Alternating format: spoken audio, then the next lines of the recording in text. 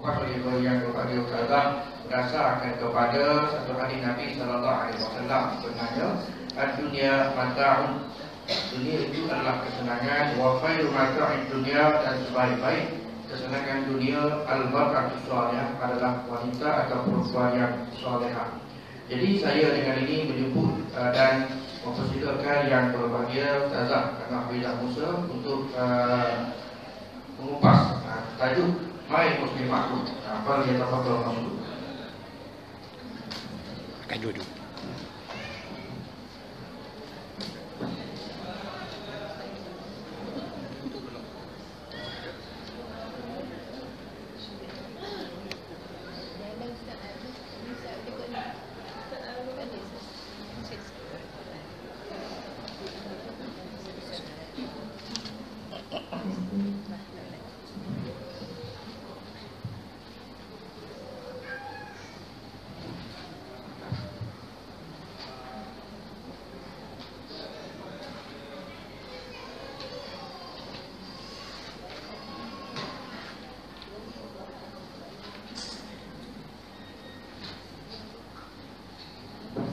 Assalamualaikum warahmatullahi wabarakatuh.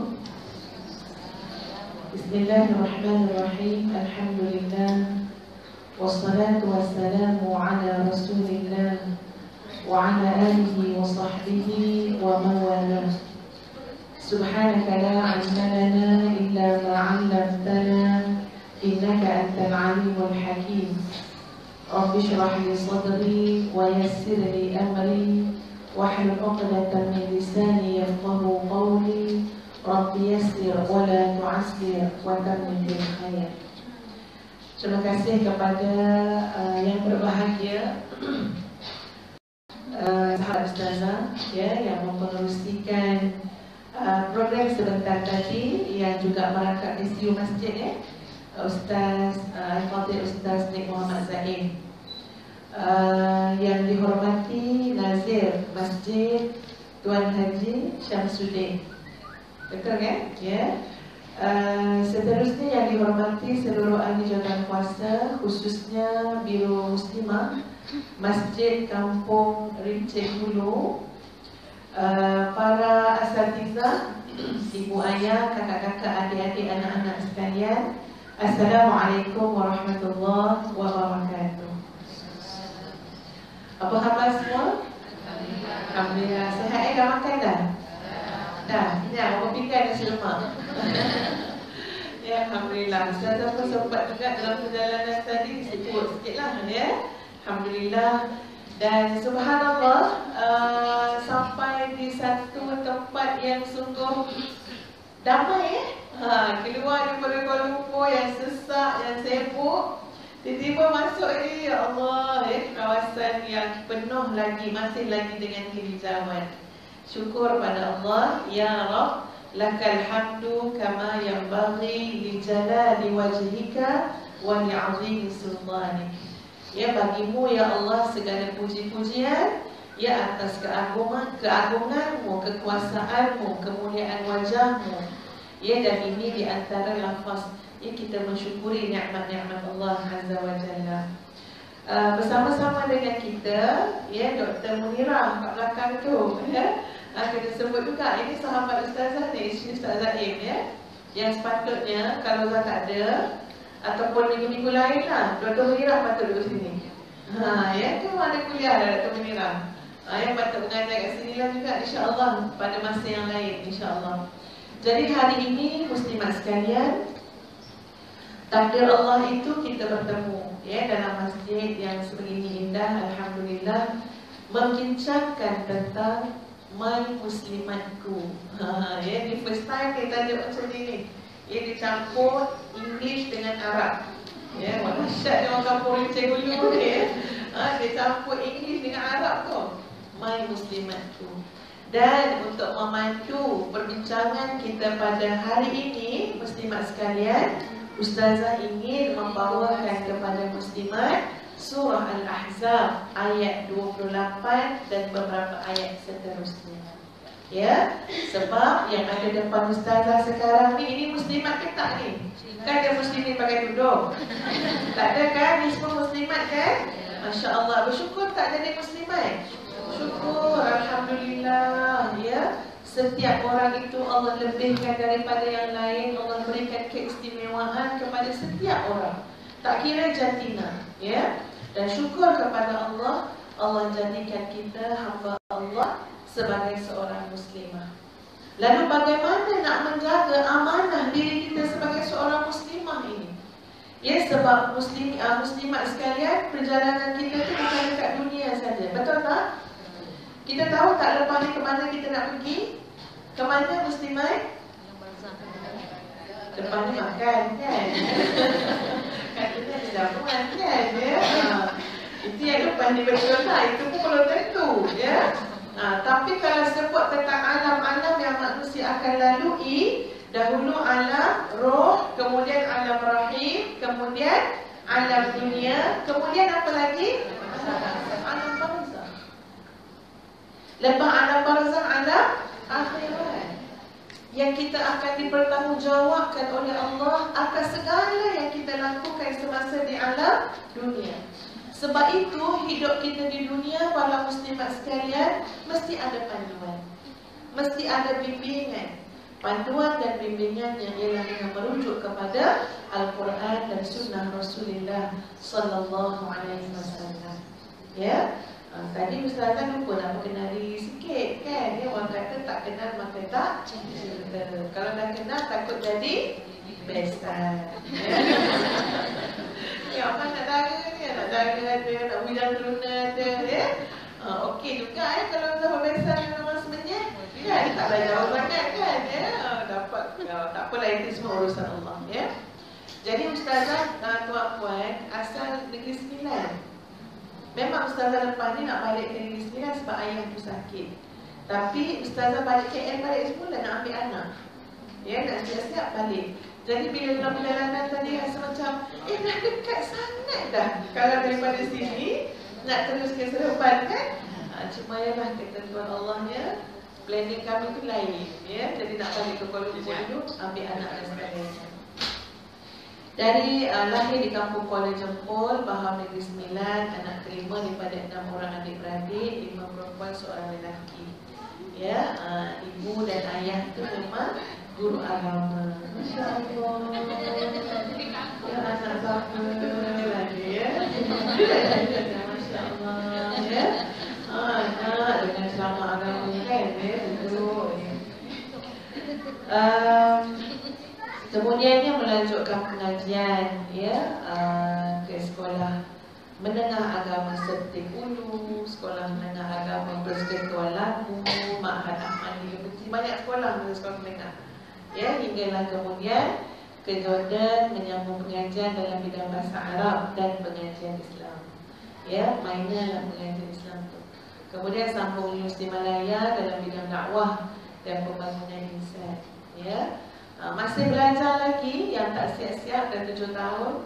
Ya, mudah-mudahan dengan doa tuan-tuan juga dapat siapkan pengajian di peringkat PhD itulah. Mudah-mudahan, insya-Allah, mudah-mudahan ya, dalam bidang kejiwaan Islam. Dan Ustazah berumah tangga dengan itulah tak ada orang semenyih yang nak kat Ustazah. Ya. Jadi berkahwin ni orang Kelantan. Kelantan ya.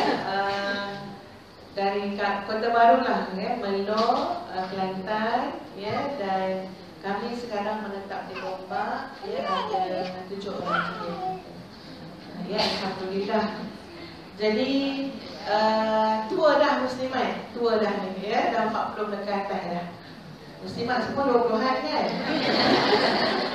Dia nak tengok 20-an tak 20-an, tunggu lepas sejam setengah ceramah dia nak berunjuk lah, dia sakit lutut lah ya.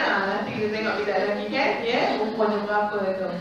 Jadi Ustazah dah 40 lebih tuan-tuan. Jadi kadang-kadang dalam bercakap ataupun dalam memberikan tazkirah, bukanlah terlalu teori sangat, tapi meragikan juga sedikit pengalaman yang ada. Ya, dan memang tuan-tuan sekalian, kita harus bersyukur dilahirkan sebagai seorang muslimah. Ya, di mana peluang kita untuk menjadi hamba Allah yang Allah redai peluang kita untuk menjadi ahli syurga sangat luas, sama luasnya sebagaimana peluang yang Allah berikan kepada para muslimin. Ya, cuma bidang lapangan tu berbeza-beza. Ya, lapangan tu lain-lain sesuai dengan kedudukan, keadaan, kondisi kita sebagai seorang muslimah. Jadi muslimah, ada beberapa perkara penting yang kita nak kongsikan pada hari ini, supaya kita tak semata-mata menjadi hiasan yang tak ada makna atas dunia, tapi nak jadi sebaik-baik perhiasan yang subhanallah dunia dan akhirat ada value dia, ada nilainya. Sebab itu Ustazah memilih tuan-tuan ya untuk mengajak kita semua memperhalusi, menghayati surah Al-Ahzab ya dalam Al-Quran. Ustaz pernah baca kan surah Al-Ahzab? Pernah. Hafal tak surah Al-Ahzab? Siapa hafal dia bagi balik awal. Okey, tak ada balik awal sebab tak ada yang hafal ya. Kita ambil ayat 28. Ustaz bacakan. A'udzu billahi minasyaitonir rajim. Bismillahirrahmanirrahim. Ya ayyuhan nabi qul li azwajik in kuntunna turidna al-hayata ad-dunya wa zinataha فتعالين أمتعكن وأسرحكن سراحا جميلا. Sadaqallahul Azim. Ayat ini para muslimah menerangkan ataupun ayat ini ditujukan kepada Rasulullah sallallahu alaihi wasallam. Untuk Nabi kita Muhammad sallallahu alaihi wasallam bagi tahu kepada Nabi isteri Nabi. Isteri Nabi itu kita panggil Ummahatul Mukminin. Maknanya apa? Ibu. Ibu siapa tuan-tuan? Ibu kita. Ibu orang-orang yang beriman.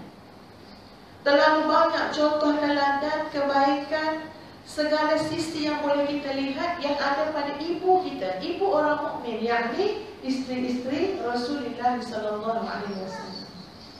Jadi kalau kita nak jadi muslimah yang terbaik, nak jadi muslimah yang sentiasa perbaiki diri, nak tahu apa sebenarnya yang nak dicapai oleh seorang muslimah, tidak patut kita meninggalkan untuk melihat peribadi isteri-isteri Nabi SAW. Tak patut. Kalau orang tanyalah muslimat, siapa idola muslimat? Tak jawab siapa idola muslimat. Jangan cakap nak jadi ustazah. Ya Allah, sebab muslimat tak kenal siapa ustazah. Tak ada mana-mana, tak ada siapa-siapa pun beritahu ustazah ni macam mana. Tak ada. Jauh sekali Quran hadis, memang tak ada. Muslimat tak kenal pun ustazah ke siapa-siapa ke, tak kenal.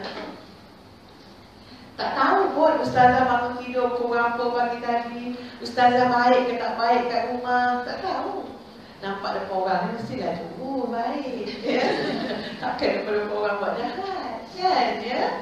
Tapi tak tahu ni dengan suami ni taat tak taat, kita tak tahu. Jadi adalah satu benda yang tidak patut kita nak mengidolakan seseorang yang kita tidak kenal. Saya mati tak tahu. Macam mana kita boleh kata saya nak jadi macam dia lah. Rupanya dia paling banyak lawan suami. Nak jadi macam tu. Jadi yang memang sahihnya, yang memang jelasnya, contoh teladan yang baik siapa dia? Ummahatul Mukminin, isteri-isteri Nabi, ibu kepada orang beriman. Buka kitab semula, buka Quran semula, buka kitab, buka hadis balik semula. Nak tengok apa? Nak tengok dan mengenali isteri Rasulullah sallallahu alaihi wasallam. Jadi ayat ini tuan-tuan, ayat 28 ini, ya ayyuhan nabi, wahai nabi, qul, katakanlah, li azwajik, kepada isteri-isteri. Ya, ia berkait juga dengan suatu situasi ketika itu ya ada sedikit perselisihan ya ataupun kekeliruan yang berlaku di antara beberapa orang isteri Nabi. Ya, sehingga Rasulullah sallallahu alaihi wasallam rasa macam ialah maknanya ada sedikit dalam jiwa Nabi tentang sikap yang ada pada isteri. Segelintir dia, bukan semua, ada seorang dua isteri-isteri Rasulullah SAW. Jadi wahai Nabi, katakan kepada isteri-isteri kamu, bila sebut dalam bab ini, dalam ayat 28 ni, Allah nak suruh Nabi cakap pada isteri Nabi satu benda yang sangat penting. Sangat penting.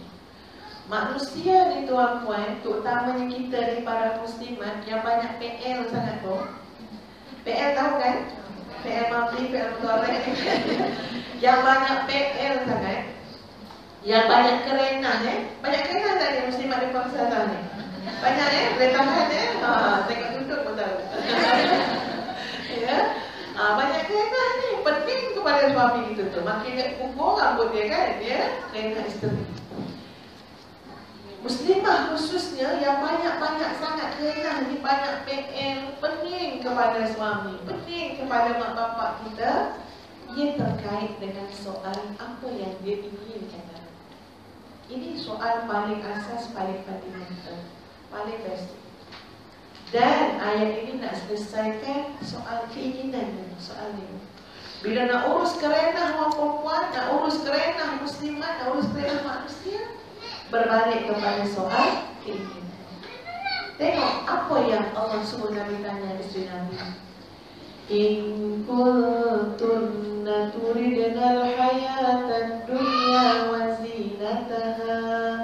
Wahai isteri-isteri Nabi, ya, semua Nabi cakap pada isteri Nabi, seolah-olah Nabi akan cakap wahai isteri-isteriku lah, ya, wahai isteri-isteriku. In kuntunna turidna al-hayata ad-dunya wa zinataha. Kalau kamu, keinginan kamu, turidna, kalau kamu inginkan, dalam arti ni nak apa? Kalau kamu inginkan kehidupan dunia. In kuntunna turidna al-hayata dunya. Dalam hati kamu ada keinginan yang membuat-buat untuk apa? Menginginkan kehidupan dunia. Wa zinataha, dan segala perhiasan. Tengok nak settle ni apa yang nak sebenarnya dalam hidup. Kalau nak dunia dan segala perhiasannya, tengok untuk isteri-isteri Nabi, fata'alaina umatti'akunna wa usarrihkunna sarahan jamila. Maka mari sini, fata'alaina, mari dekat aku wahai isteriku. Umatti'akunna, aku nak bagi kamu mut'ah, wang sarahan. Mut'ah ni merujuk kepada apa? Wa usarrihkunna, dan aku akan ceraikan kamu. Pisah dengan kamu. Pisah. Kamu nak dunia, kamu nak hiasan dunia semata-mata dalam hidup. Pisah kita. Cerai. Wa usarrihkunna sarahan jamila, aku lepaskan kamu dengan cara yang sudah tidak layak untuk berada di sisi Rasulullah SAW. Mana-mana muslimah atau wanita dalam tadi, khusus isteri Nabi, yang ada di dalam hatinya, keinginan di dalam hatinya adalah keinginan terhadap kehidupan dunia semata-mata dan perhiasan. Berat jadi isteri Nabi nak ditengok tu, ditincau dalam hati. Dan pilihan yang kedua, wa in kuntunna turidna Allah wa rasulahu wad daral akhirah. Tapi kalau yang kamu inginkan adalah Allah, tengok dalam hati tu nak apa? Nak apa hidup ni? Ya? Tengok dalam hati ni nak apa? Dia nak Allah, keredaan Allah. Wa rasulahu, keredaan Rasul, ketaatan kepada Rasul. Wadarul akhirah, dan dia menginginkan kehidupan yang sebenar, iaitu kehidupan di hari akhirat. Fa inna Allah a'adda lil muhsinati minkunna ajran 'azima. Maka untuk wanita isteri yang seperti ini, Allah menyediakan untuknya ganjaran yang berlipat-lipat kali ganda, pahala yang besar. Nampak muslimat? Di mana nak diselesaikan? Dalam nak menguruskan kehidupan kita, kat mana nak selesai? Ada orang yang nak berubah muslimat. Oh, saya nak berhijrah. Alhamdulillah nak berhijrah kan? Syukur tak nak berhijrah? Syukur. Dulu free hair. Ya, hair dia free ya sebenarnya. Tak payah bayar. Ya. Dulu dia free hair. Dulu dia pakai ikut suka nafsu. Tapi kemudiannya Allah bagi dia hidayah.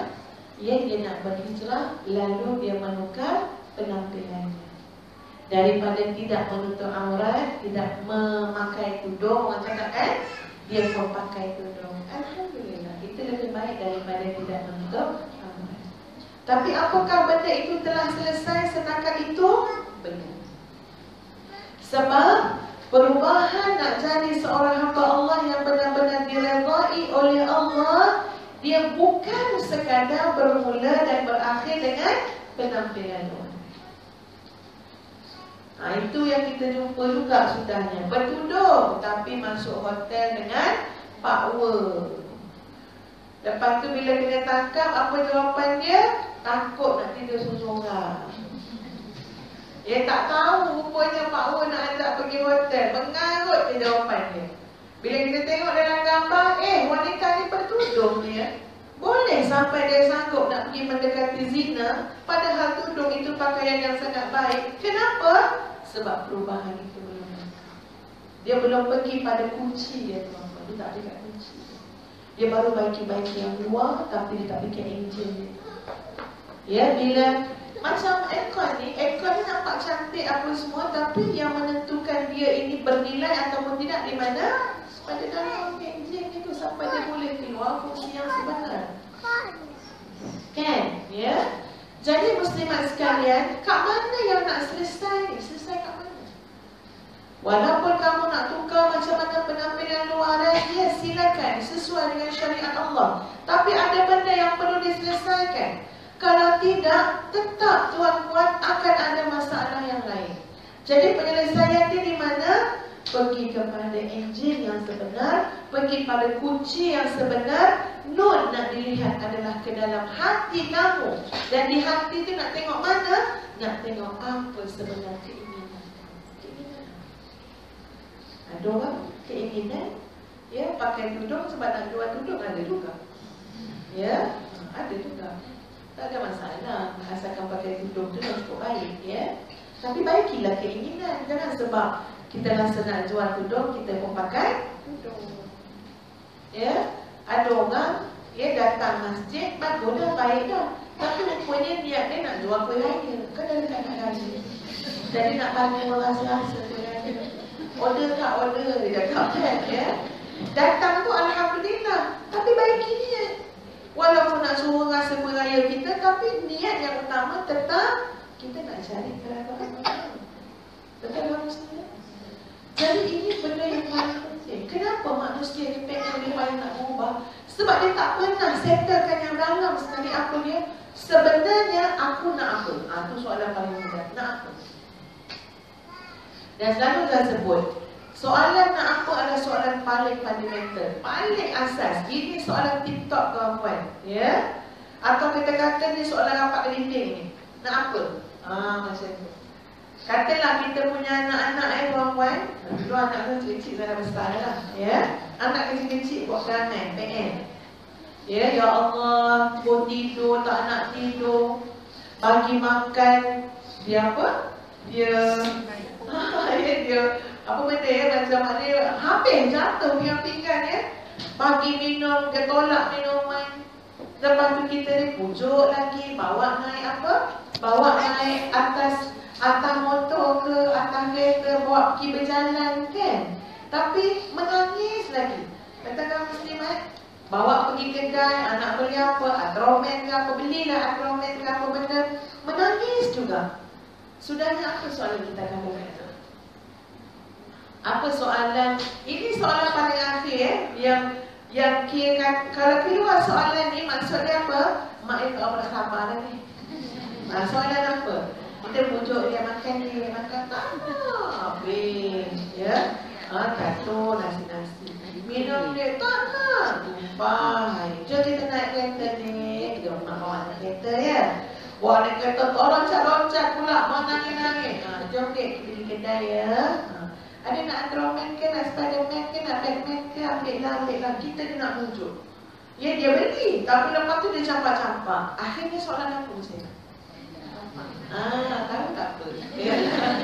Ini mesti ada pengalaman dengan anak-anak kan? Ya, betul. Akhirnya sampai kita cubit ke, menahan kemarahan, kita katanya, sebenarnya nak apa? Ya nak apa ni? Umi dah bawa naik kereta pun tak nak, Umi dah beli makan tak nak, beli Spiderman pun tak nak. Sebenarnya nak apa?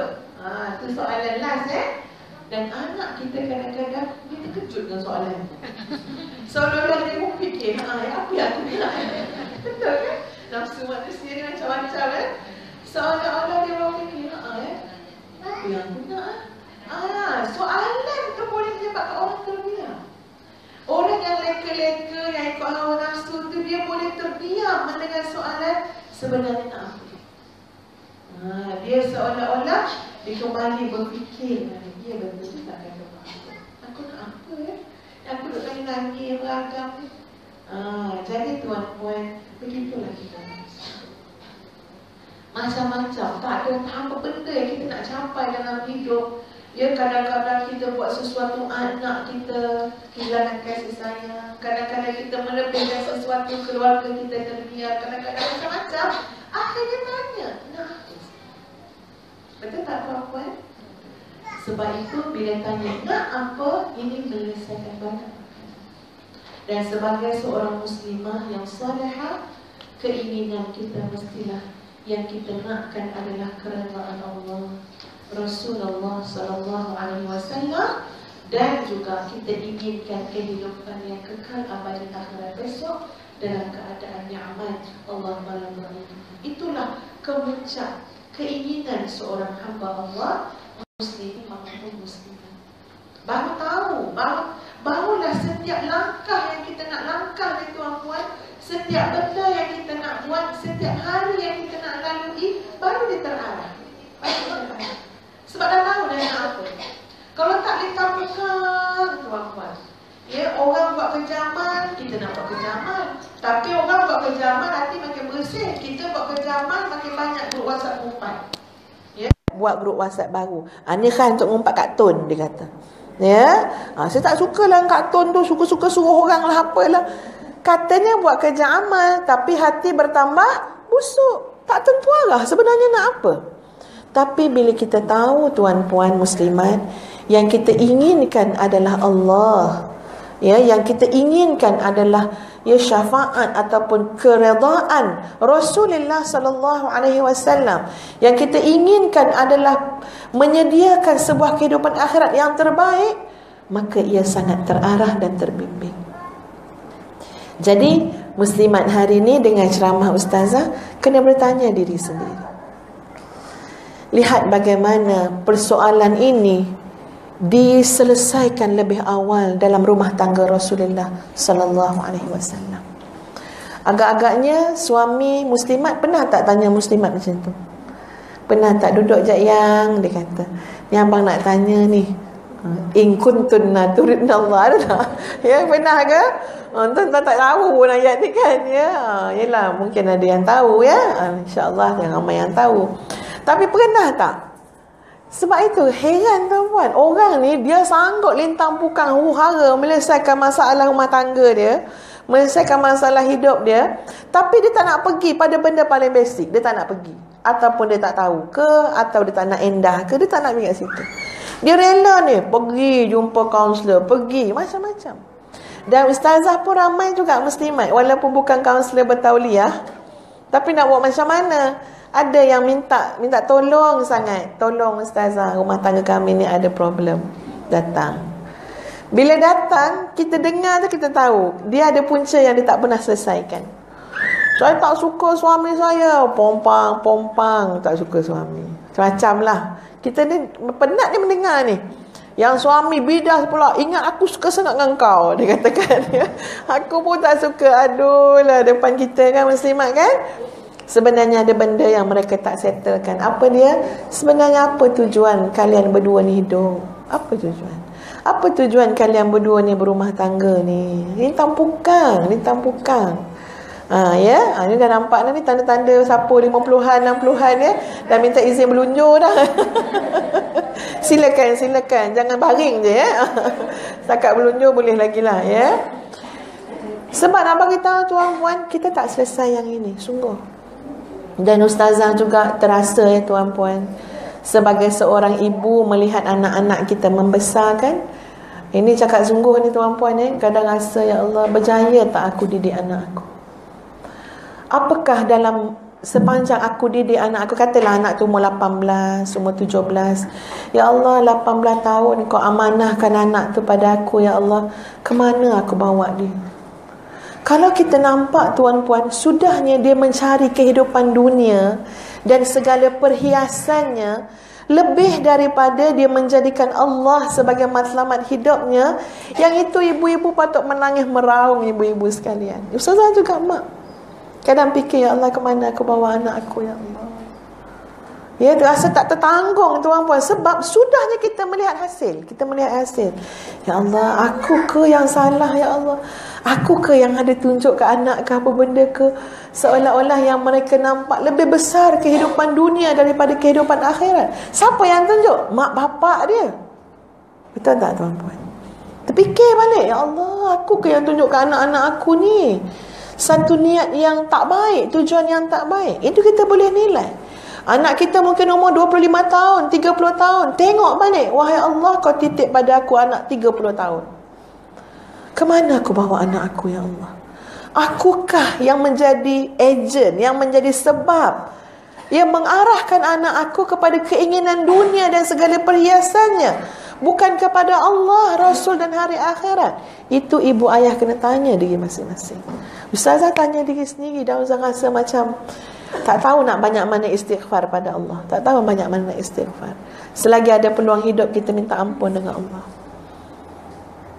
Masakan tidak kalau anak kita melihat ibu bapanya sentiasa dengan hal-hal keduniaan, sentiasa mencari jalan-jalan keduniaan, tapi dia tak pernah tengok bila mak dia baca Quran.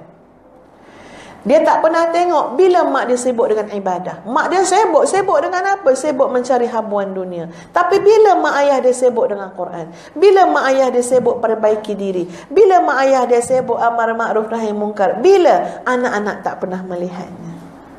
Kalau mereka tak pernah lihat, jangan salah mereka kalau mereka tersilap dalam meletakkan keinginan hidup. Mereka terletak keinginan hidup, ingatkan nak cari semua yang mak ayah mereka cari. Padahal keinginan hidup adalah untuk mencari keredaan Allah, Rasul dan hari akhirat. Jadi bayangkan saja bagaimana Nabi SAW mendekati isteri-isteri baginda dan menyatakan pilihan dua di hadapan para isteri. Kalau kamu nak dunia dan segala perhiasannya, maka kita berpisah, ataupun aku lepaskan kamu dengan pelepasan yang baik. Tak layak jadi isteri Nabi. Isteri Nabi kena minta, kena nak apa dia? Allah, Rasul dan hari akhirat.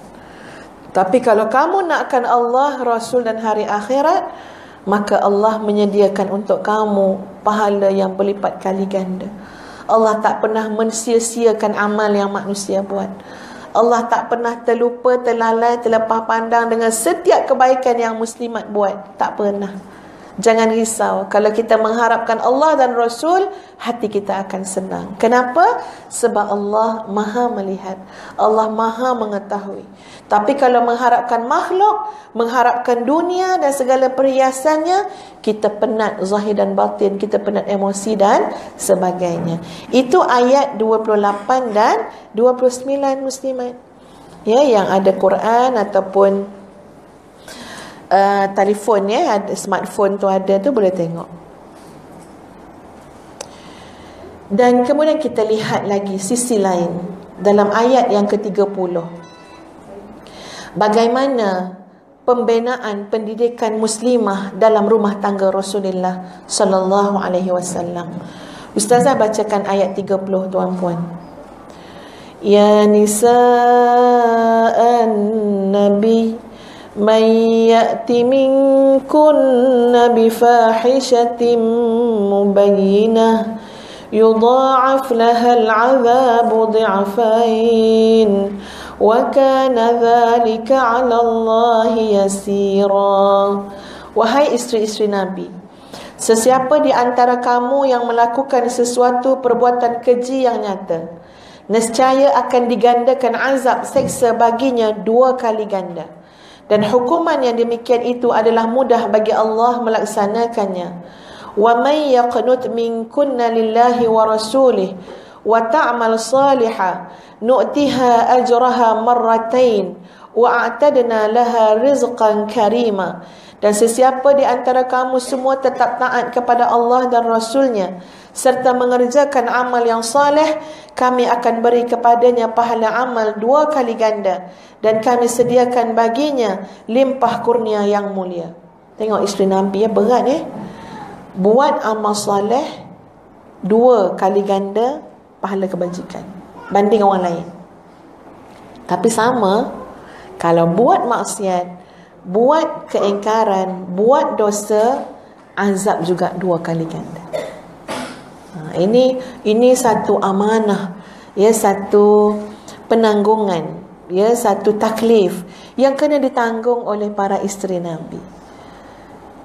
Maknanya benda tu adil kan tuan-puan? Ya, sebab buat amal soleh 2 kali ganda pahala. Maknanya banyak ni pahala digandakan 2 kali ganda. Dan kalau buat dosa, kemungkaran 2 kali ganda juga azab. Kita melihat ini sebagai apa tuan-puan? Nak bagi tahu motivasi kepada seorang muslimah, ya, untuk apa? Untuk bersegera dan berusaha melakukan amal saleh, dan motivasi kepada seorang muslimah untuk bersungguh-sungguh menjaga dirinya dari terjerumus ke dalam dosa dan maksiat. Kena ada yang namanya kesungguhan. Kena ada kesungguhan. Kalau yalah kita bukan yang dimaksudkan oleh ayat ni. Ini untuk isteri Nabi. Tapi kita boleh bayang tuan-puan bagaimana kesungguhan isteri Nabi untuk melakukan amal saleh dan kesungguhan ummahatul mukminin untuk menjauhkan diri daripada dosa dan maksiat. Sebab hukuman dia demikian. Ganjaran demikian, kebaikan, hukuman azab juga demikian kalau buat dosa dan maksiat. Jadi kita ambil daripada ayat ini muslimat, satu ciri yang harus ada kepada kita semua para muslimah. Apa ciri dia? Kesungguhan dan mujahadah. Kesungguhan, ya, berlawan, berusaha, berikhtiar, tu mesti ada. Kebaikan tak datang bergolek muslimat. Nak buat amal soleh bukan jalan dia penuh dengan kapet ke, ya. Kadang-kadang orang cakap macam ni, alah dia senang lah nak buat baik, suami dia ustaz, dia katakan. Itu pandangan kita je muslimat. Setiap orang berusaha untuk jadi baik. Kita kata lah dia senang, dia tu senang lah jadi buat baik, dia ustazah.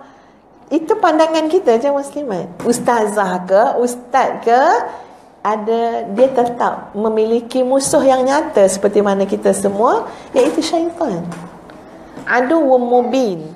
Syaitan adalah musuh yang sangat nyata.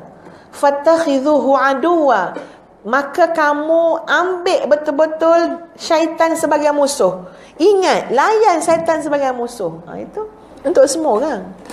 Tak ada yang maksum kan, kecuali Nabi SAW. Maknanya kita tak boleh kata, alah dia senang lah. Tak, orang semua berjuang tuan-puan. Orang semua berusaha, orang semua mujahadah. Senanglah dia bangun malam, dia tu isteri Pak Syekh, dia kata tak juga Pak Syekh ke Tok Syekh ke apa ke, ya, masing-masing itu ada cabaran dia, ada dugaan dia.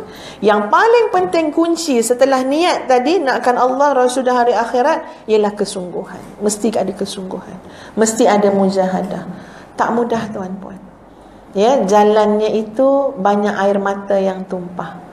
Nak kata banyak darah yang tumpah, macam menipu lah pula kita ni.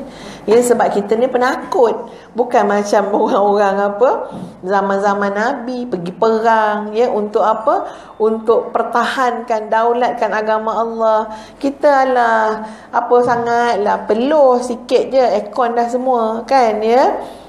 Jadi perjuangan kita tu taklah sama macam perjuangan hebatnya perjuangan-perjuangan terdahulu, tapi kita tetap kena menyatakan kesungguhan dan berjuang. Kena sungguh-sungguh.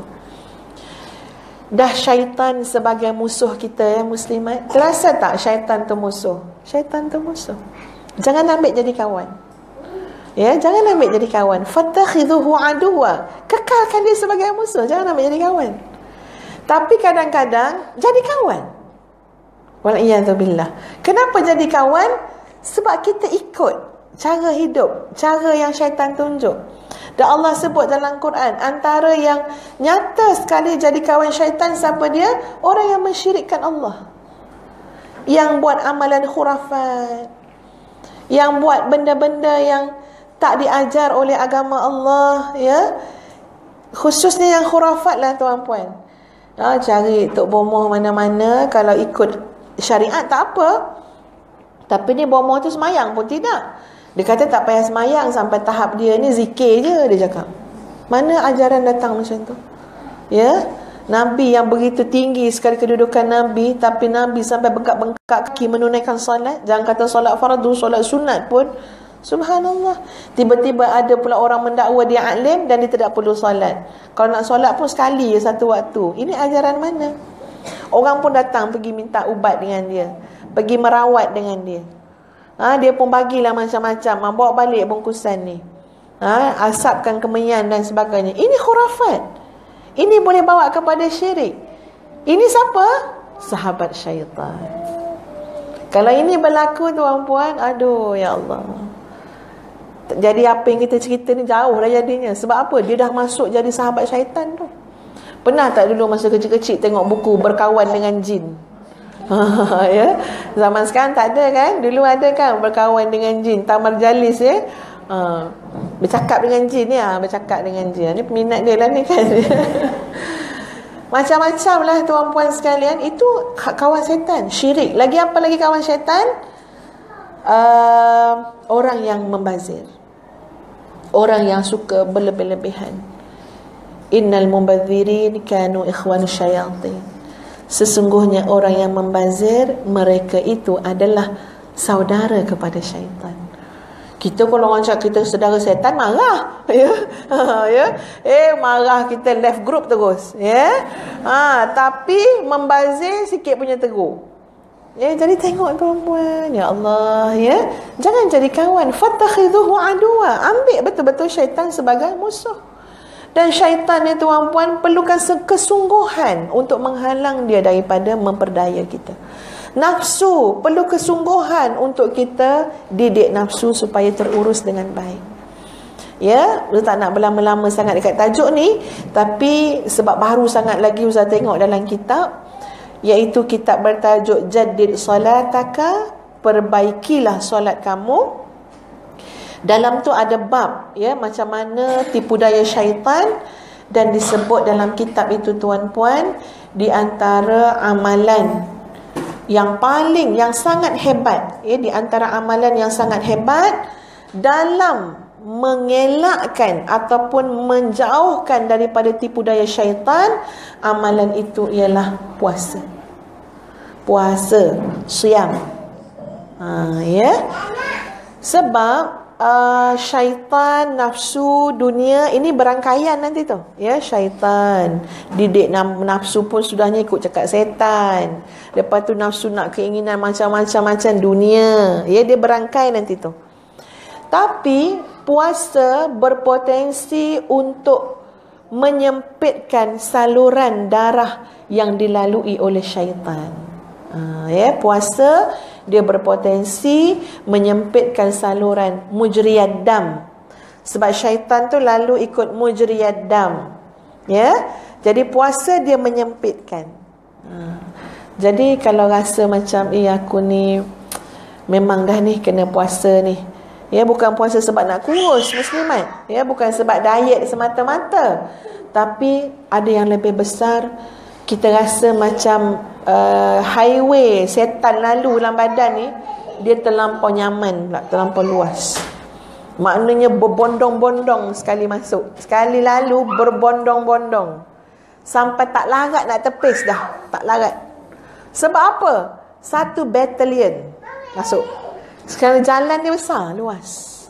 Jadi ada usaha tuan-puan nak sempitkan bagaimana dengan ibadah puasa. Dan subhanallah, isteri-isteri Nabi sangat terkenal sebagai wanita-wanita abidat, qanitat, saihat.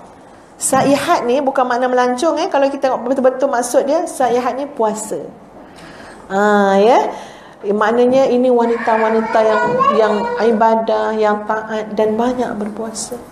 Apa taknya tuan-puan? Aisyah radhiyallahu anha, isteri kesayangan Nabi.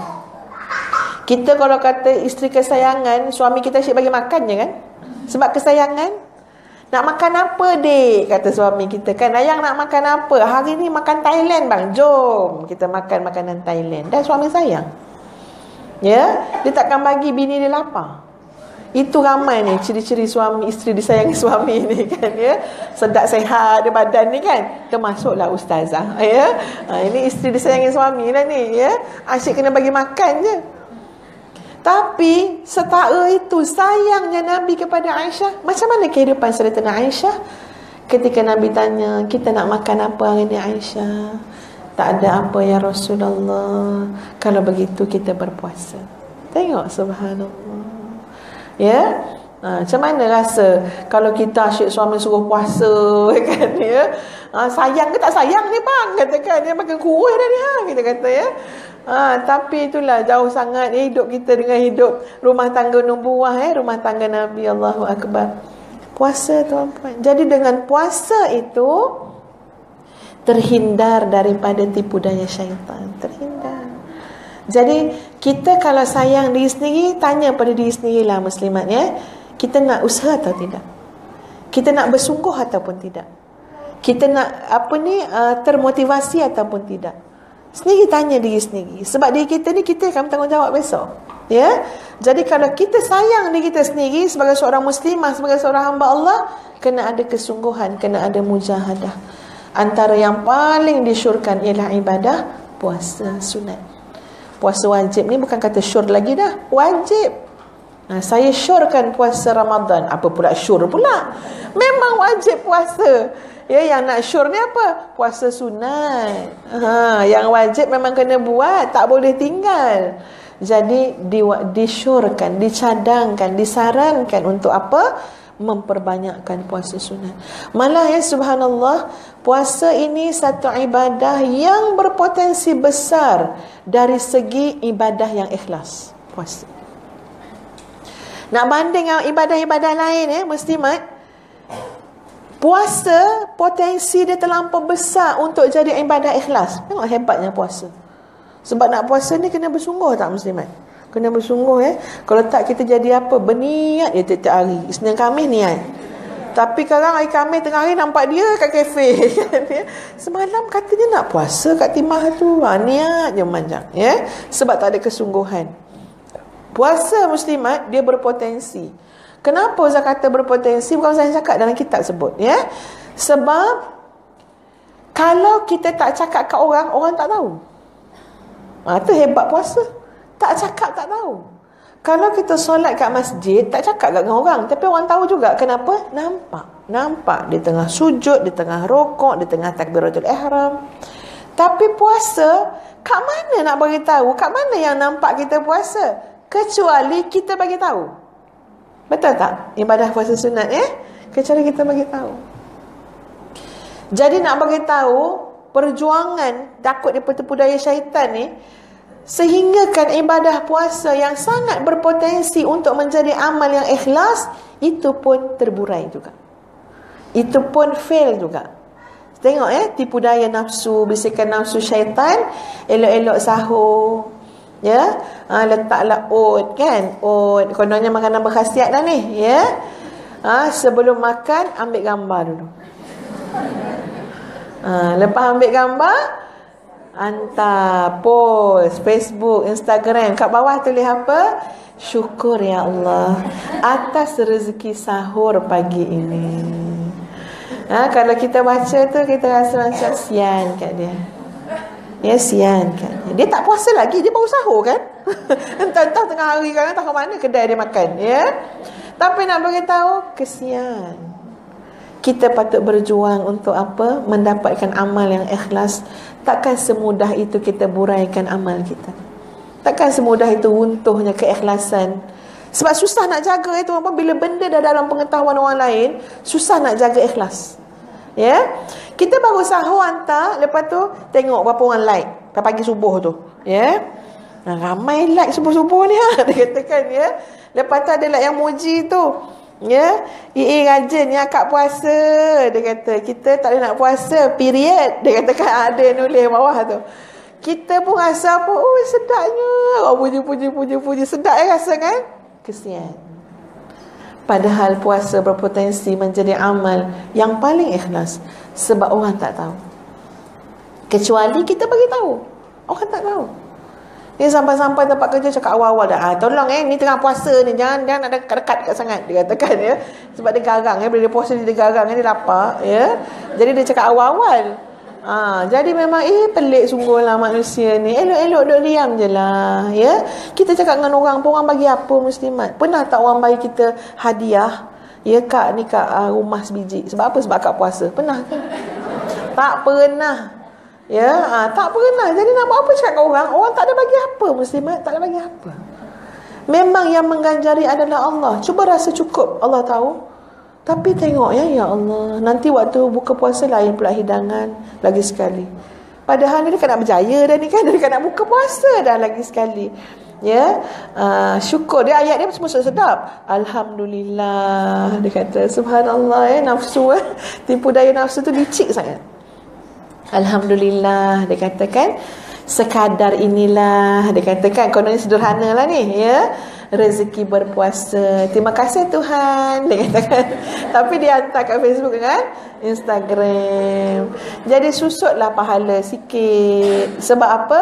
Sebab telah dapat puji-pujian daripada manusia. Lepas tu tengok like pula, 800 orang like dia puasa hari tu.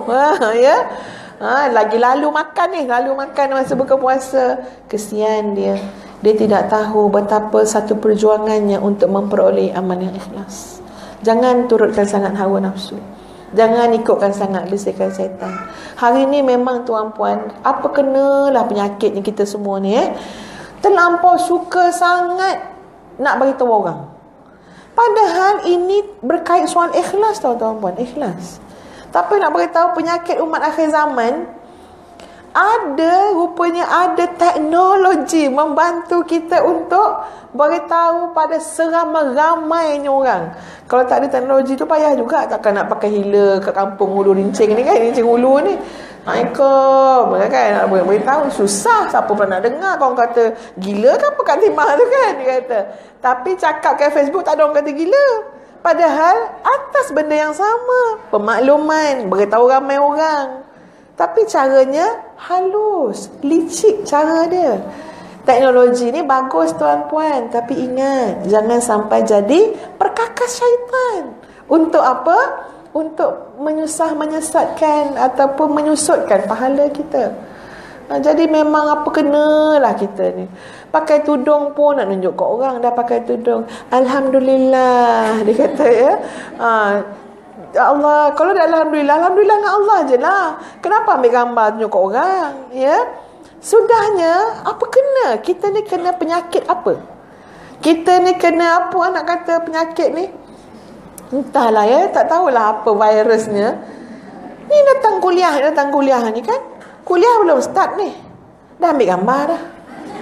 Syukur pada Allah, dia katakan. Di masjid Hulu Rincing Hulu, dia cakap. Hari ni mendengar ceramah. Dia boleh muslimat kalau tujuan dia untuk mendidik masyarakat. Yang tu boleh lah. Ya, kita bagi hadiah pada anak yatim sumbangan kan. Kita ambil gambar, kita pun hantar. Tapi jaga niat tu biar ikhlas. Bukan mengharap manusia, tapi nak didik masyarakat supaya apa? Syakna dengan anak yatim. Boleh. Kalau nak ambil gambar pergi kuliah, kenapa? Bukan nak kata aku baik sangat kalau datang kuliah, tapi nak didik masyarakat. Datanglah kuliah agama. Kuliah agama ni best je, datanglah. Itu boleh. Tapi kena jaga niat. Tapi kalau sepanjang hari habis segala aktiviti nunjuk ke orang, ini berpenyakit tuan-puan. Ni mereng namanya ni. Ya. Sungguh. Apa kena nak cakap ke orang memanjang, mereng ke apa? Ya, jadi agak-agak sikit. Supaya apa? Supaya kita tidak menjadi tak bagi laluan ya kepada musuh syaitan, khususnya nafsu yang tak terjaga untuk memperdaya kita. Dan jadi orang baik ni perlu kesungguhan, muslimat, perlu kesungguhan, perlu mujahadah. Nak buat amal apa pun kena mujahadah kan? Kena mujahadah. Jangan kita kata senang je. Tak, kena mujahadah. Nak khusyuk solat, kena mujahadah, kena ada ilmu dan sebagainya. Itu yang kedua. Kita tengok lanjutan daripada ayat yang berikutnya, iaitu ayat yang ke-32. Ustazah ulang balik muslimat. Pertama tadi soal niat dan keinginan, Yang kedua soal kesungguhan atau mujahadah. Penting. Yang ketiga tengok ayat 32. A'udzubillahi minasyaitonirrajim. Ya nisa'an nabi lastunna ka ahadin minan nisa'. Wahai isteri-isteri Nabi, kamu sama sekali tak sama dengan perempuan lain. Ini taqaitun, sekiranya kamu bertakwa. Ya, jadi nombor 3 tuan-puan sekalian, syarat penting jadi muslimah salihah ialah takwa. Bila ada takwa, kita pasti lebih istimewa daripada yang lain. Ya, yang mengistimewakan itu adalah takwa. Kita kan suka jadi istimewa-istimewa. Betul tak muslimat? Kita kan suka jadi lain dari yang lain. Itu perangai tabiat perempuan lah tu. Ya, orang lain elok pakai tudung elok. Kita pusing semua. Lepas tu tak cukup yang pusing, letak plus tongkol dekat belakang tu. Lepas tu ada pula apa benda tu kan. Kenapa? Nak jadi lain dari yang lain. Betul tak? Nak jadi lain. Tak nak sama dengan orang ni. Ya, biar kalau kita datang tu semua orang nampak kita lain dari yang lain lah.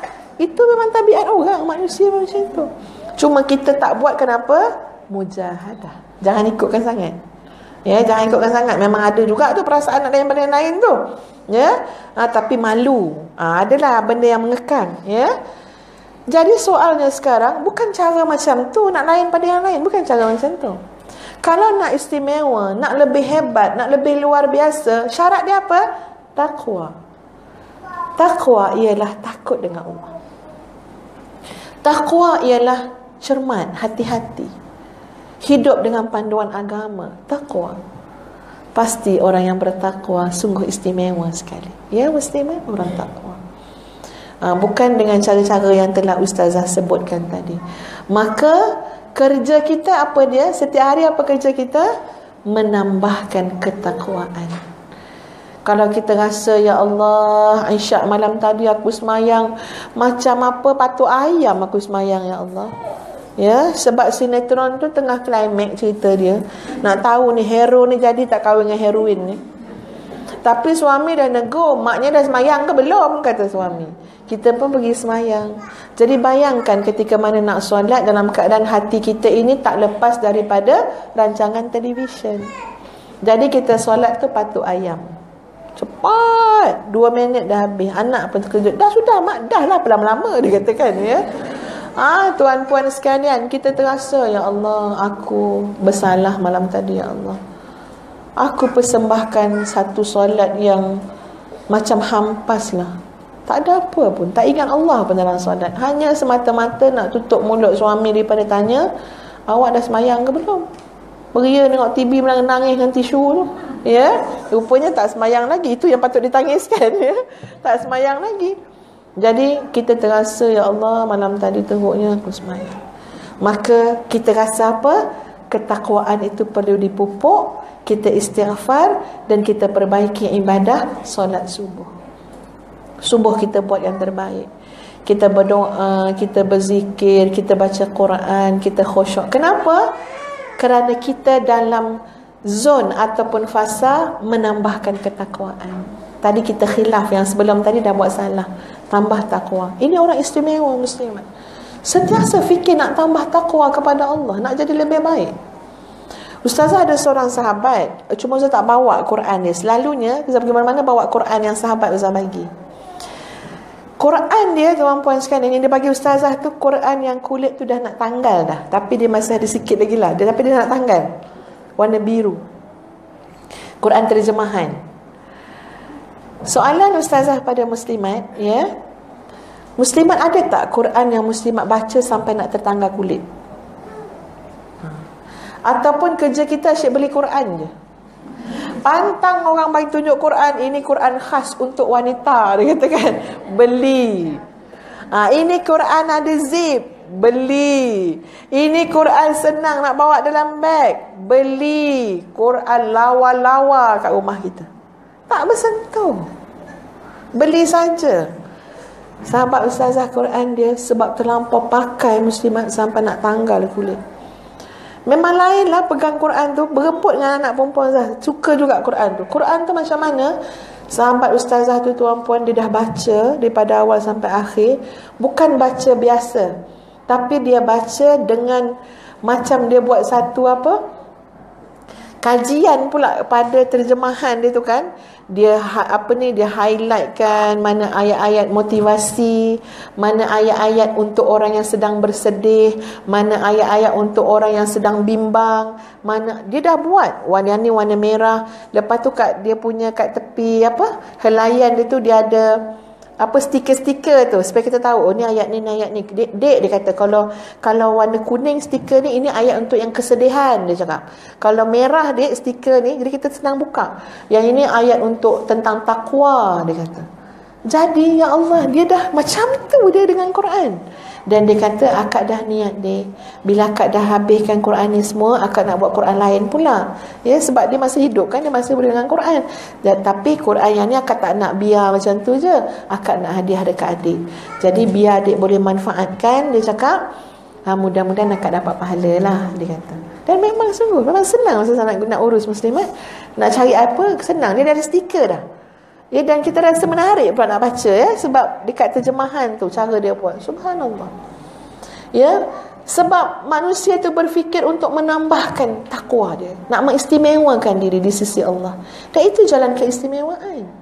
Bukan jalan pelik-pelik yang kita fikir dengan berpandukan kepada hawa nafsu muslimat, tapi dengan jalan yang kita faham daripada Quran dan hadis Nabi SAW.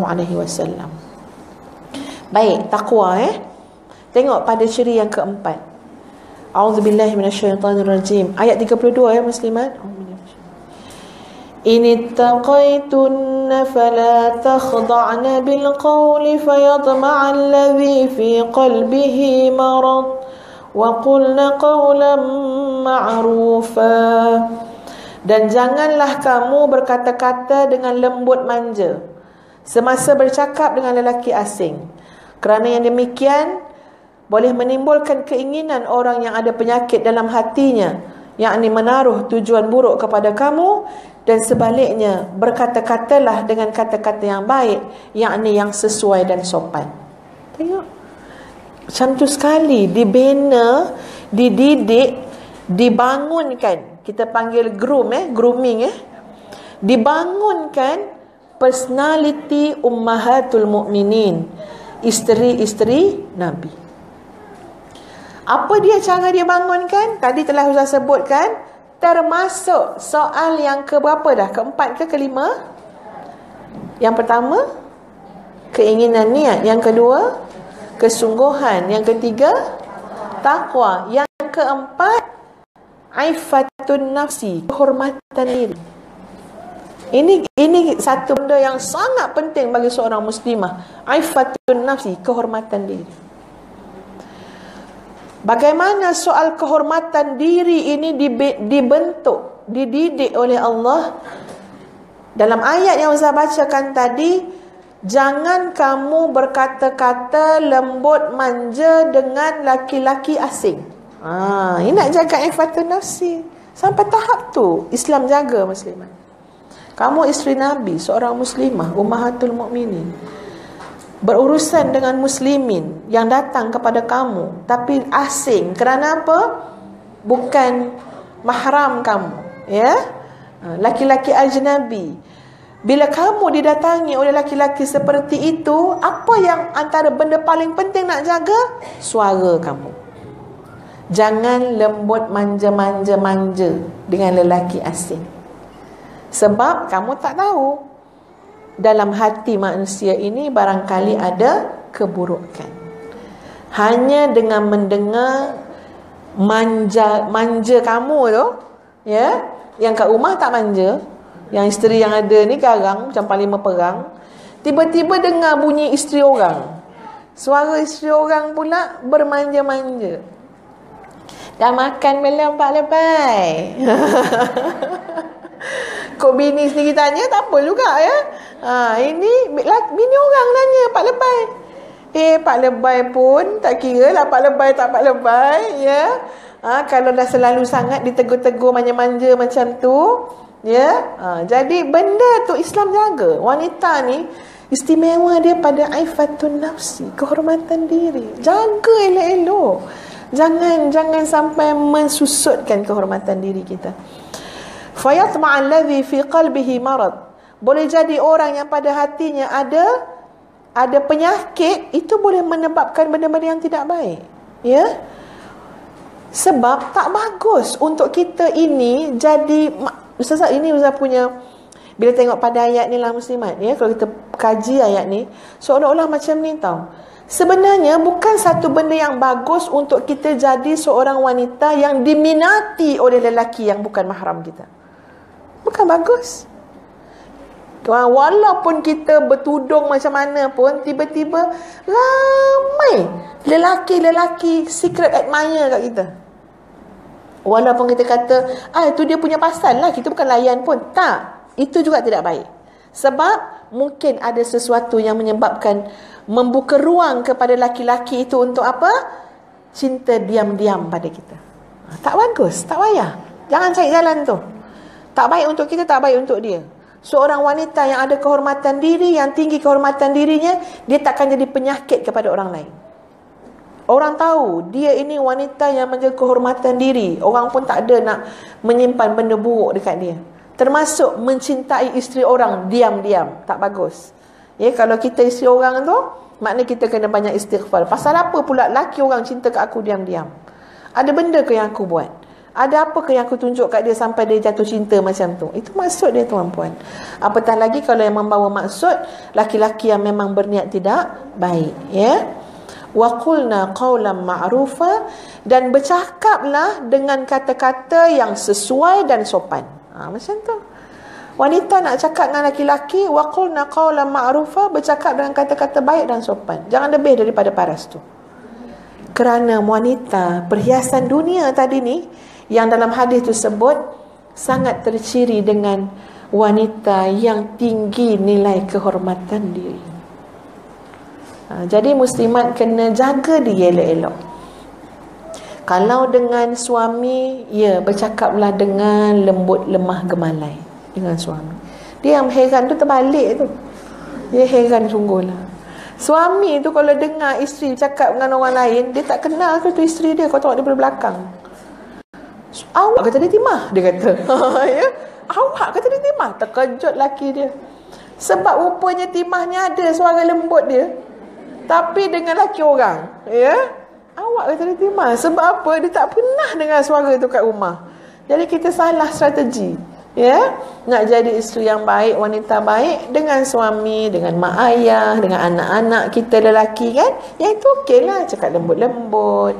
Ya, nak manja-manja dengan jangan suami. Cakaplah, gunalah kalau suami tak marah lah, ya.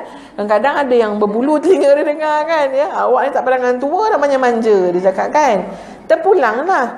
Tapi nak bagi tahu, bukan dengan laki-laki ajnabi. Dengan laki-laki ajnabi biasa kita ada suara khas untuk lelaki ajnabi ni. Macam mana yang baik, kata-kata baik dan sopan. Habis cerita. Ini masyarakat hari ni memang tuan-puan, ya, kita pun minta jauh lah, ya. Mana tahu tentang ustazah pun sama 2 hari 5 kan, istighfar pada Allah, ya. Kita tak niat pun nak manja-manja ke apa, tapi kena jagalah, kena jaga. Tapi kadang-kadang tengok tuan-puan, kat tempat-tempat kerja kan, jabatan-jabatan ke apa, suami orang, laki orang makan sama-sama, pergi naik kereta sama-sama, cari restoran yang best-best. Lepas tu kita sampai, kalau kita duduk kat tepi-tepi tu, kita sampai tak boleh nak agak, ini laki orang bini orang ke, suami isteri ke. Tapi kalau tengok gaya macam bukan suami isteri kan, macam tempat kerja punya kawan-kawan je. Tapi dia boleh bertepuk bertampar, dia boleh bergurau senda, dia boleh, ini sangat melampaui batas, sangat melampaui batas. Sebab seorang wanita muslimah, aifatun nafsi, kehormatan diri. Ya, kehormatan diri itu kena jaga. Tengoklah balik macam mana kisah-kisah ummahatul mukminin ya, macam mana mereka menjaga diri mereka. Sampaikan ada ayat-ayat lain ya dalam Quran juga, kalau isteri Nabi ni kena bercakap dengan laki-laki tu min wara'il hijab, di balik tabir. Tetap nak jaga tu, laki-laki ni takut ada hati busuk ke apa benda. Tapi tengok ya, orang zaman sekarang dia kata apa? Tak kisahlah aku nak pakai apa, yang lelaki tu sibuk-sibuk nak sakit hati, kenapa? Macam itu pula jawapan dia. Padahal seorang wanita yang salihah berada dalam masyarakat, dia berperanan menjaga kebaikan kepada orang lain. Ya, kan ada kan yang dedah-dedah aurat, bila kita tegur, dia pakai teruk-teruk, dia kata apa? Kenapa sibuk-sibuk? Kita kata jangan pakai macam tu, nak kita laki-laki. Dia katalah kenapa laki-laki tu pandang dia? Dia cakap macam tu pula. Padahal seorang wanita salihah, dia patut menjaga pandangan orang lain. Jadi kita pakailah yang elok-elok, kita bercakaplah dengan cara yang baik-baik. Tapi ini berlaku muslimat ya. Wanita-wanita sudah keluar daripada zon aifatun nafsi. Ya, dengan kata-kata, dengan gaya, dengan cara hidup yang kadang-kadang kita macam tak tahulah muslimat. Kalau kita dulu kan masa sekolah kan, sekolah agama kan, kita macam dah diajar, dah dididik tidak jalan dekat laluan yang budak lelaki ramai. Betul tak muslimat? Masa-masa sekolah dulu. Dulu sekolah campur juga lagi perempuan. Kalau sekolah perempuan terus lagi dah tak kisah kan. Jadi kalau kita tahu lorong tu memang lorong budak lelaki suka lepak-lepak duduk, kita tak lalu. Kita sanggup lalu ke belakang bangunan, lepas tu kena langkah longkang. Lepas tu tak apalah, asalkan apa? Asal tak lalu dekat laki-laki yang ramai. Orang zaman dulu pun macam tu kan. Lepas tu akhirnya oleh kerana didikan sekolah, didikan keluarga macam tu, bila kita dah besar macam ni pun, dah dewasa, dah nak tua ni pun, kita tetap terasa sangat ada jarak antara kita dengan lelaki. Terasa sangat jarak tu. Jadi kalau ada urusan kerja pun semata-mata kerana kerja, tapi ada jarak. Tahu sangat jarak dia, tahu sangat sepadan dia. Kenapa? Sebab kita tak pernah selesa berada dalam lingkungan laki-laki yang bukan ajnab, yang laki-laki bukan mahram kita. Kita memang tak pernah selesa. Sebab apa? Sebab kena jaga macam-macam benda. Tapi heran kenapa ada segelintir masyarakat seolah-olah tak ada cerita jantina dah. Kenapa saya kata tak ada cerita jantina? Kalau dia boleh tepuk orang perempuan, orang lelaki pun dia boleh tepuk. Kalau dia boleh cubit orang perempuan, orang lelaki pun dia boleh cubit. Kalau dia boleh geletek kawan perempuan dia boleh geletek juga kawan lelaki dia. Ya Allah, mana aifatun nafsi. Ya, macam-macam. Ini realiti yang Ustazah lihat muslimat. Sebab itu kita nak ajak para muslimat kita jadi muslimah yang salihah. Jaga aifatun nafsi. Jangan kata kita yang teruk-teruk ni kan. Hatta isteri Nabi pun, pendidikan, pembentukan isteri Nabi tu terkait dengan soal aifatun nafsi, menjaga kehormatan diri sebagai seorang muslimah yang baik. Jadi benda-benda ni tuan-puan, ya, rujuk dalam Quran lah. Ya, dalam surah Al-Ahzab, dia mungkin panjang lagi sampai bawah lagi kan. Ya, tetapi Ustazah rasa cukup dulu sampai setakat ini. Ya, kita pun dah pukul 11.30 hari. Jadi Ustazah rumuskan kembali, seorang wanita yang salihah ialah wanita yang mengharapkan Allah dalam hidup dia.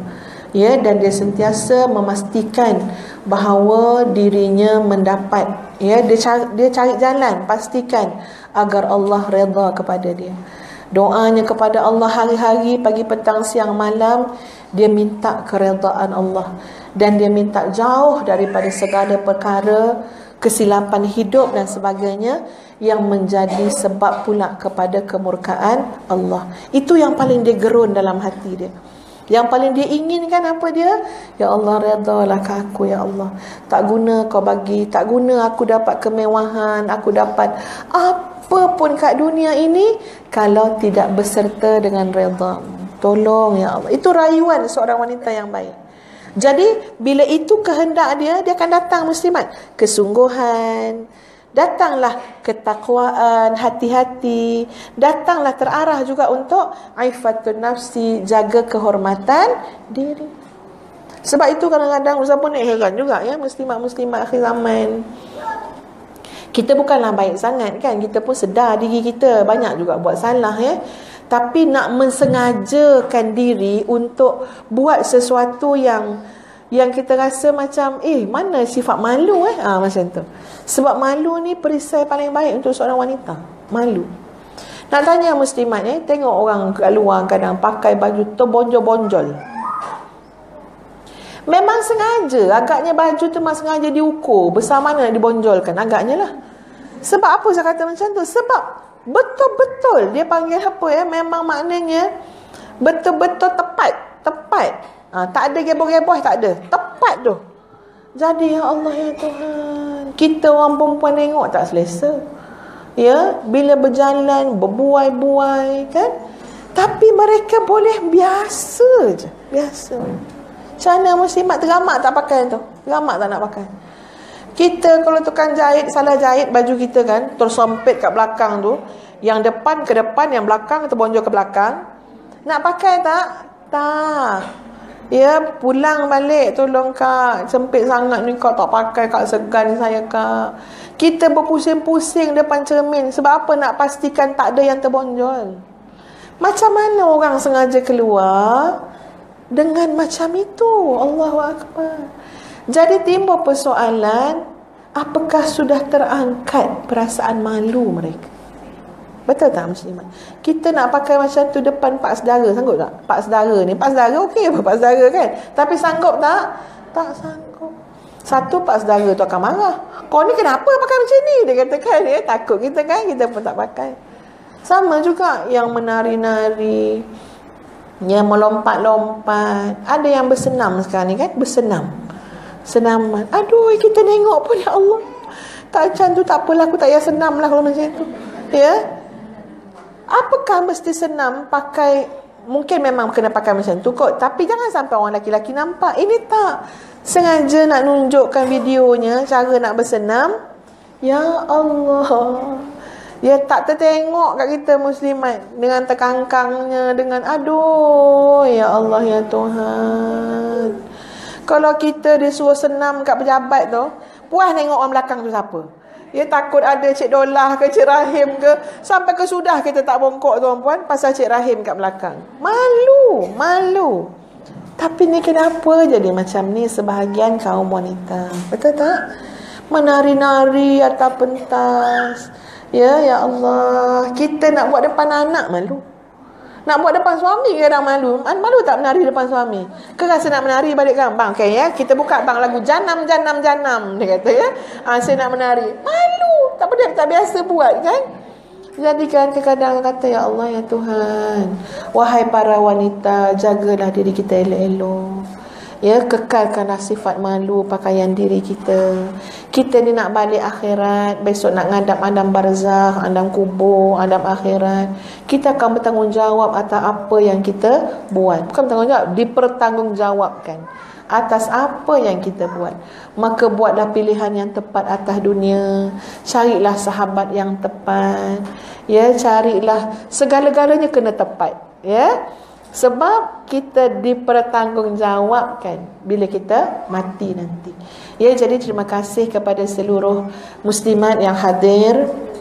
Ustazah ucap terima kasih sangat kepada Masjid Qaryah Kampung Rincing Hulu, ya, atas jemputan ini, insya-Allah ya, pada masa-masa yang lain ya, insya-Allah biiznillah kita boleh bertemu lagi, dan ustazah mengharapkan doa daripada tuan-puan sekalian, kebaikan untuk kami sekeluarga, dan begitulah juga ya, ustazah kembalikan doa juga kepada tuan-puan, kebaikan dan rahmat Allah untuk kita semua.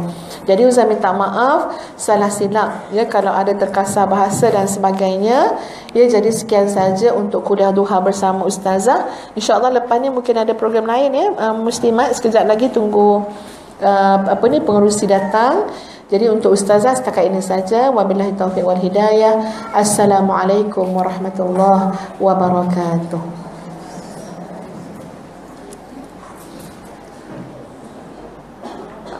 Sekejap ya, kita tunggu pengerusi. Muslimah ada soalan ke? Ada soalan? Bolehlah 2 soalan boleh. Ya, sambil tunggu pengerusi datang. Ada 2 soalan? Tak ada soalan, ya. Ada? Sila. Assalamualaikum warahmatullahi.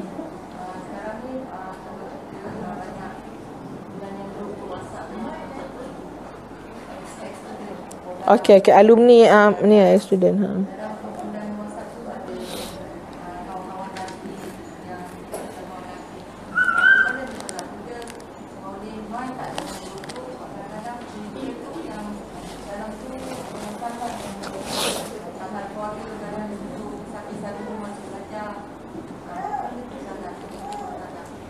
Okey, bagus. Okey, ni soalan ni lah, apa ni, reunion ya. Kawan-kawan sekolah rendah, tadika. Dulu tadika tak reti apa kan ya. Sekarang dah besar ya. Okey. Ada grup-grup WhatsApp, boleh ke kita join kan grup-grup tu? Nak join tak ada masalah. Sebab satu grup tu bukanlah grup eksklusif kita berdua-duaan ya. Tapi ramai kan? Maknanya apa yang kita tulis kat situ akan dilihat juga oleh sekumpulan wanita yang lain ataupun sekumpulan laki-laki yang lain. Jadi dari sudut etika ya, dari sudut syaraknya, maknanya kita tak berdua-duaan dalam mesej tu.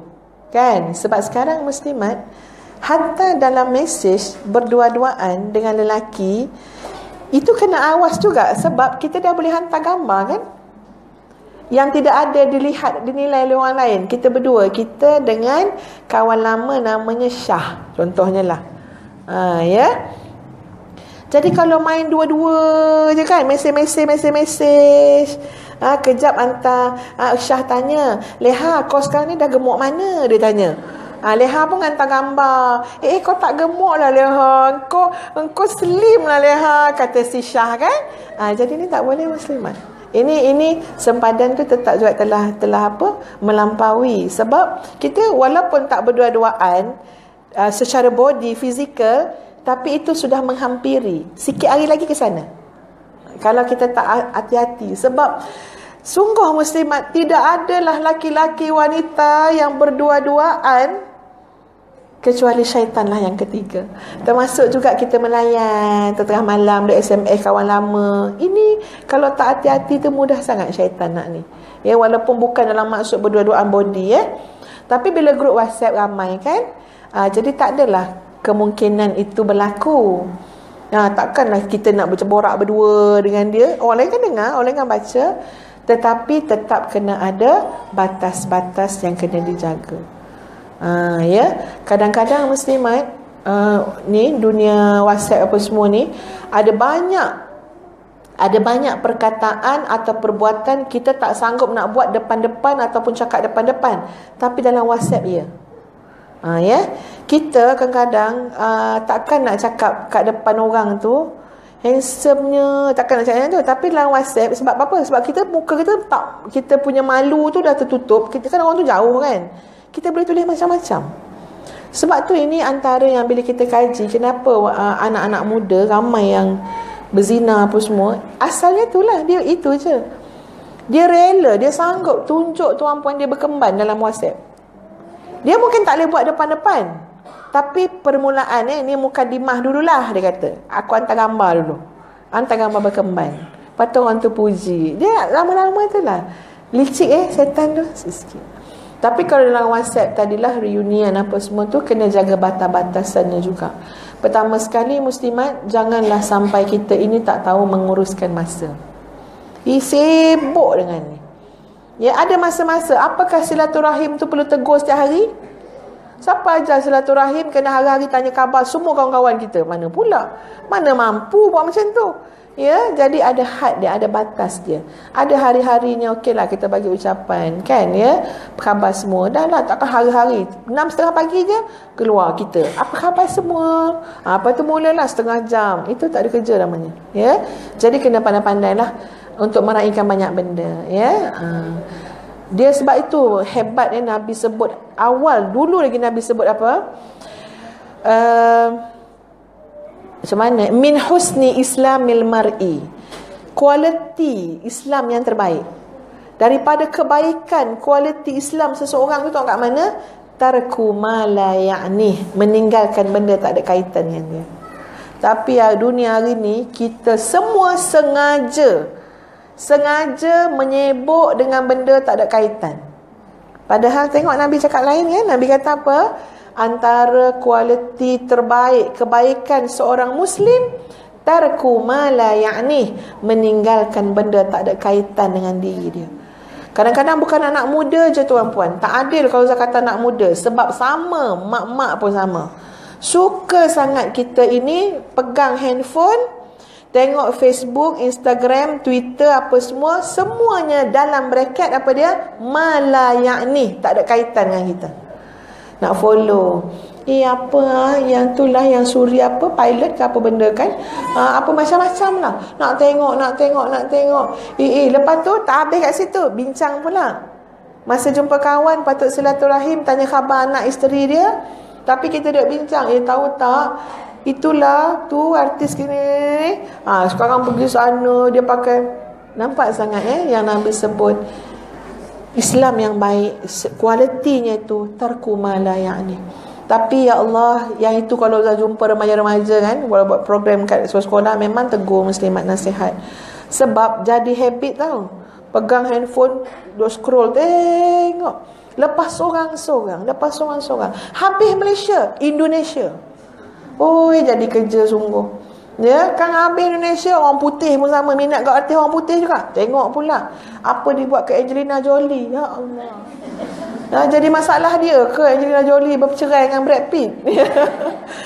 Tapi nak bagi tahu, itu anak tak kerti mengaji tu Kak oi. Anak tak kerti ngaji tu pergi ngajar. Itu kerja kita. Tak sibuk dengan benda-benda Allah ni. Kalau benda baik silakan muslimat. Tapi kita selalu telah melebihi sempadan itu. Ya, jadi hati-hati, jaga diri dengan baik. Ya, Ustazah juga bercakap untuk diri sendiri jugalah ya. Assalamualaikum warahmatullahi wabarakatuh. Ada soalan? Ustaz Nik mari dah.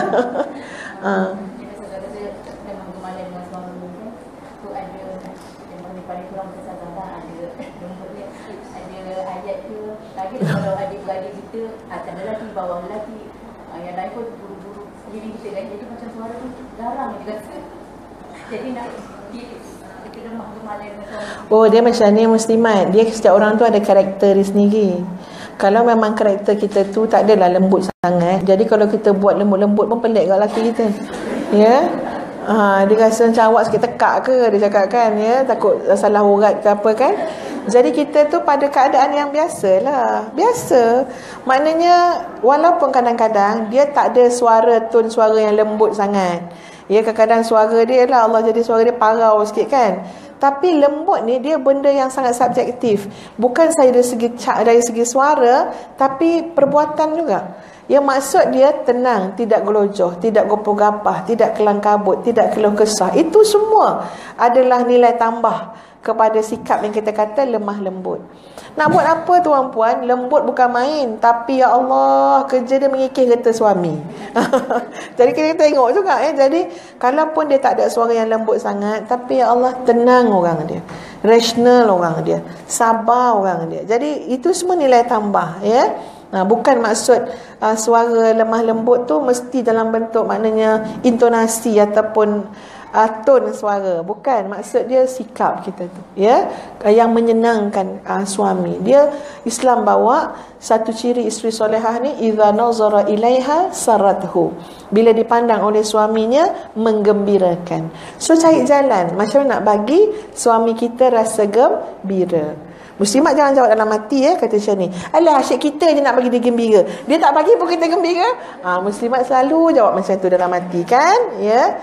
Jadi kita muslimat nak bagi suami gembira kerana Allah, kerana Allah, kerana nak Allah redha kat kita. Kita bukan buat syarat, saya boleh gembirakan abang dengan syarat abang gembirakan saya, gelang 3 urat, dia kata. Jangan buat syarat macam tu. Maksud dia apa? Kita buat baik kerana Allah. Jadi tak ada syarat-syarat macam tu. Kita buat tu rasa selesa sebab apa? Asal Allah redha. Nanti Allah tak pernah menzalimi kita, ya tuan-puan. Allah akan balas kebaikan. Wallahu a'lam. Tak ada soalan dia, nak balik dah ni. Okey, assalamualaikum warahmatullahi. Okey. Soalan panjang tak?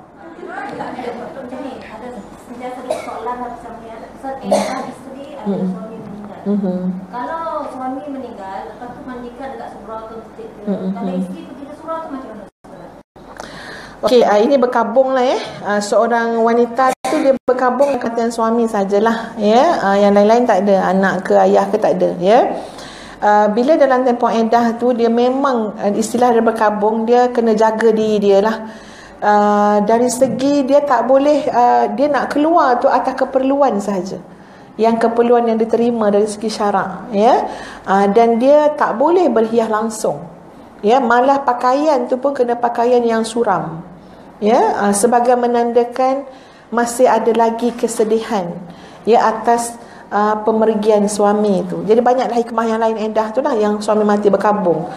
Tapi bila suami isteri datang ke masjid, ya, masa suami dimandikan, itu masih boleh muslimat, tapi benar-benar menjaga jarak antara dia dengan fitnah. Kena jagalah, ya. Datang masjid tapi duduk berborak kat belakang, mau tak fitnah?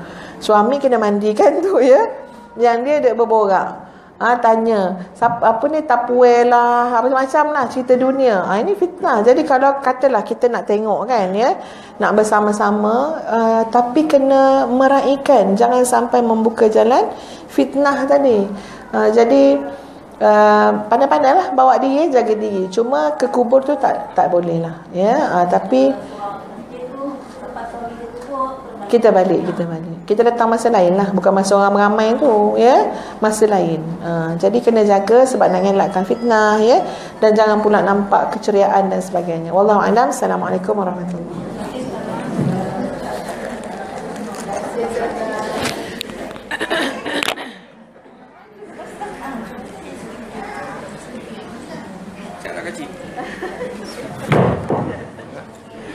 Okey, jazakallahu khair. Terima kasih. Kami mengucapkan juga terima kasih kepada yang berbahagia, Ustazah Nafrilah Musa, di atas sesi perkongsian ini.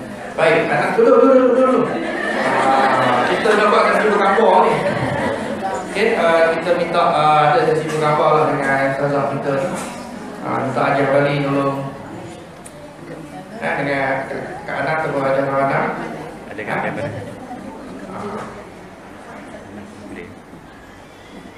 Sebelum kita teruskan kepada program yang berikutnya, iaitu menutup program kita pada pagi ini yang akan dirasmikan oleh Ketua Kampung DJ Hulu kita sekejap lagi. Gambar tak ada set kat sini. Kita duduk lepas tu yang lain. Sekejap. Nak alih meja dulu, Ustazah.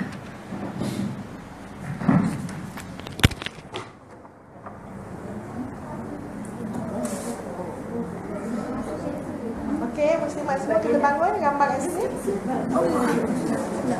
Silakan lagi tu tak apa.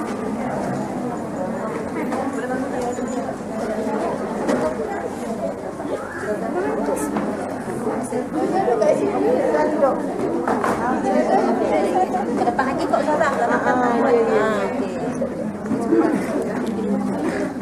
Okey, jom kita beratur. Dua rasa Zahir.